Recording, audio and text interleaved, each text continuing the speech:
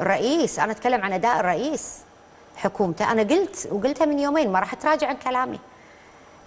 لا أداء رئيس الوزراء عاجبني وبطيء. هل أنت بالحالة تدعمين طرف من الأسرة الحاكمة على طرف آخر؟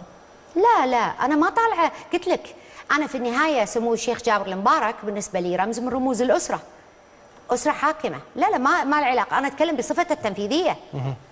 أنت شخص لن تتمكن من إدارة الدولة إذا استمريت بهالطريقة، وإذا استمروا هذول المستشارين حواليك. إحنا رحنا.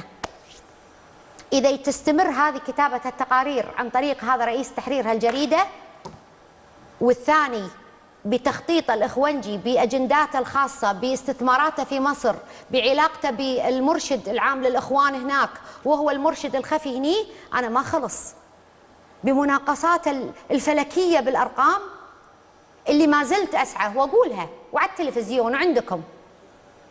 وحياتك لا توقف مناقصاتك، وتوقف وقول ما قلت. التاب هذا أسكره لك، مو راضي يوقف، مستمر في حشو راسه. إذا أنا لما تقولي والله أنت حكومية ولا مناقصات، وين الشروط اللي توضع على مناقصة؟ ما تتم بطرق قانونية اللي قاعد يصير؟ تصدق إذا في شيء أتفق عليه مع مسلم البراك، خل هذه تاريخية شوية، إن كم الفساد الحكومي غير عادي.